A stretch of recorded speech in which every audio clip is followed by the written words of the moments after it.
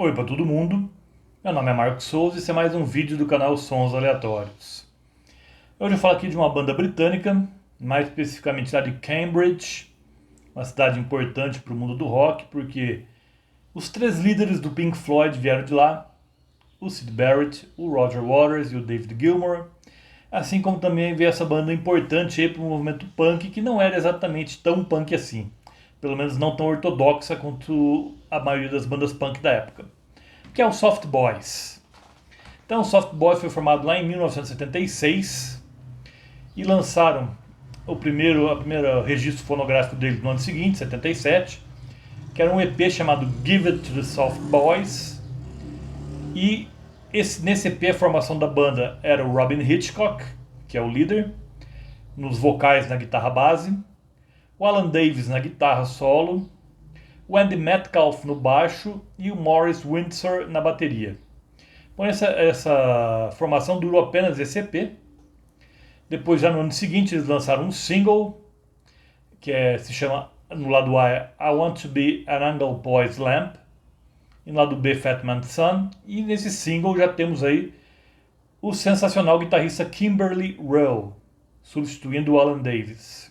Essa formação também gravou o primeiro álbum cheio da banda, que é o Can of Bees, de 79, que é um álbum bem vigoroso, assim como é o EP também, o Give It to the Soft Boys, mas tem alguns problemas de produção, algumas músicas não tão inspiradas assim, então ele não teve tanta repercussão quanto a maioria das bandas punk. E também o nome da banda na época não ajudava muito, Soft Boys, os rapazes suaves ou coisa do tipo.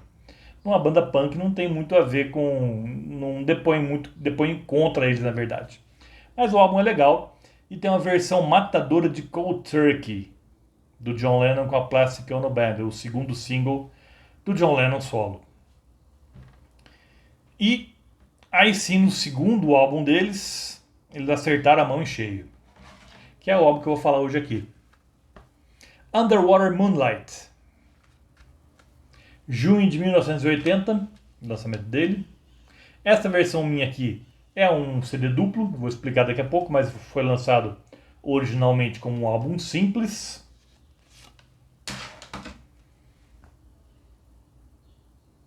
Essa é a capa original mesmo,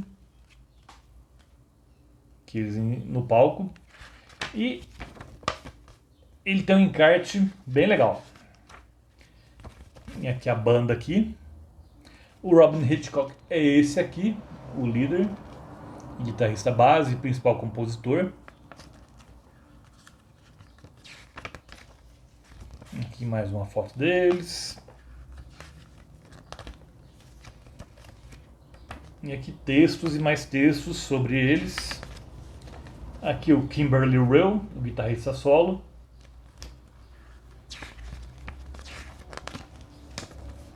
Aqui fotos em shows. Ele tem um encarte bem recheado de flyers de shows também. Aqui o Robin Hitchcock. Então, o que o Soft Boys tinha de diferente das outras bandas punk, então? Por que eu falo que ele não era ortodoxo igual outras bandas punk? Então, primeira coisa, eles gostavam do som, por exemplo, do Pink Floyd do Syd Barrett. Naquela época isso era quase um crime. Mesmo o Pink Floyd do Syd Barrett, que era bem diferente do Pink Floyd ali da década de 70. Mas falou em Pink Floyd e os punks já se arrepiavam. Né? Vale lembrar aí a camiseta do Johnny Rotten, do Sex Pistols, que na verdade era uma camiseta do Pink Floyd, na qual ele escreveu I hate em cima, que é eu odeio. Mas eu acredito que ele não odiava, não. Tanto que ele devia ter a camisa sem o I hate, deve ter usado por bastante tempo. Mas, voltando aqui ao assunto, então, eles gostavam de Beatles, que também não pegava bem entre a galera punk gostar de Beatles. Eles gostavam do The Byrds, bandas aí da década de 60, que tinha um pezinho na psicodelia. O Robin Hitchcock, ele era um fã de psicodelia, que também não pegava nada bem entre os punks na época. E também ele aqui o Soft Boys era uma banda que tinha letras bem menos politizadas do que os outros colegas ali de cena. Então as letras deles eram muito boas, tratavam mais sobre relações interpessoais, com uma certa dose de ironia e sarcasmo, mas pouca coisa política. Não eram letras assim politizadas. Então eles eram meio que uns estranhos no ninho ali do punk.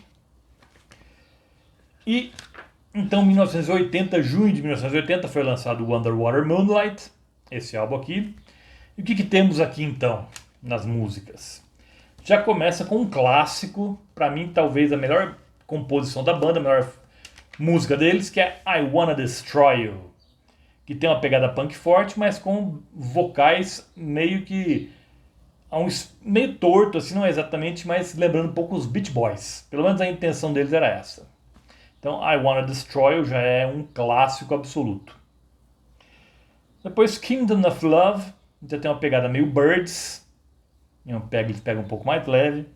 Depois, Positive Vibrations, que é uma mistura de jam com talvez a Incredible String Band, que tem até cítara. Aqui, cítara era um outro instrumento detestado pelos punks na época, mas aqui eles usam cítara, aqui, tocado aqui por um sujeito chamado Andy King.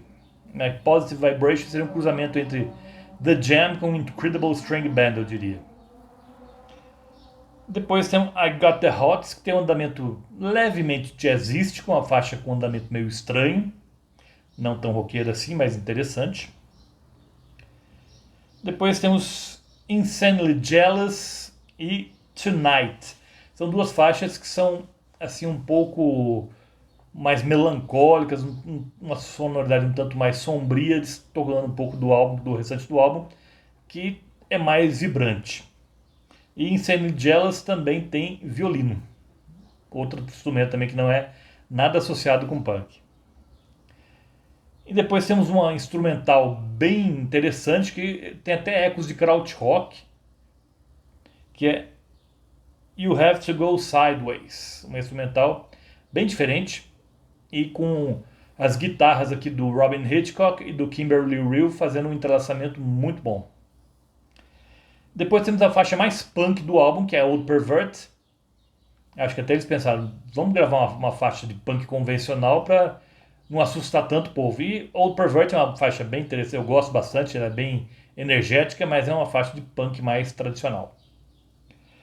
Depois The Queen of Ice, também um dos destaques do álbum aqui. Essa faixa eu diria que era o elo perdido entre o Birds e o R.E.M. É uma faixa que não estaria deslocada nem se estivesse no Younger Than Yesterday dos Birds ou no Murmur do R.E.M. Lembrando que aqui que o R.E.M. em 1980 estava iniciando, estava engatinhando ainda. Foi o ano que eles lançaram o single deles de estreia, que é o Radio Free Europe no lado A e Set and Still no lado B. Mas eu acredito que o Soft Boys foi uma influência forte para o R.E.M., sem dúvida. E depois, por último, no álbum original, vinha a faixa título. Também pop reluzente, um pop a peso de ouro aqui, mas um pop cheio de energia também e de gás. Que não, é bem uma faixa bem com um pique bem para cima. Depois aqui, no restante do disco 1, temos algumas faixas que eles gravaram na época, mas foram reaproveitadas em outros álbuns, porque infelizmente o Soft Boys acabou no ano seguinte, do lançamento desse disco, em 81, mas houve aí lançamentos póstumos. Em 82 veio o álbum Two Halves for the Price of One, em 83 Invisible Hits, dois álbuns póstumos aí, que misturam meio que faixas, sobras de estúdio com faixas ao vivo e por aí vai. Então aqui temos, só dessas 9 faixas aqui, bônus do disco 1, só uma que não foi aproveitada em lugar nenhum, que é Dreams, que é uma faixa meio com andamento meio lesado, também meio bem psicodélico. Mas aqui temos He's a Reptile, que foi lançado tanto como single, junto com Song Number 4, que fecha o primeiro CD aqui, e que também a faixa, apenas aí a He's a Reptile, aparece no Invisible Hits, no terceiro disco.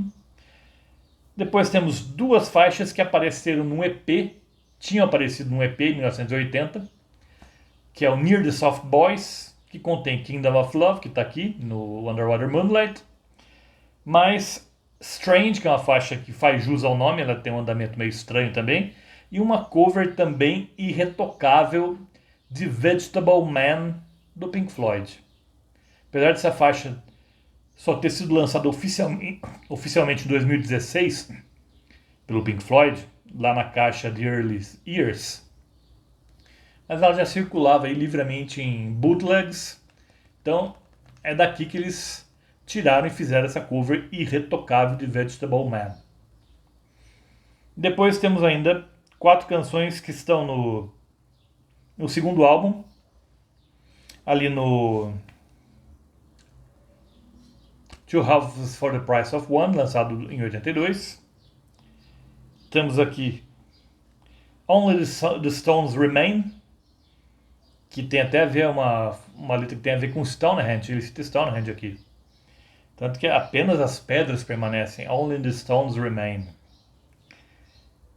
E também temos aqui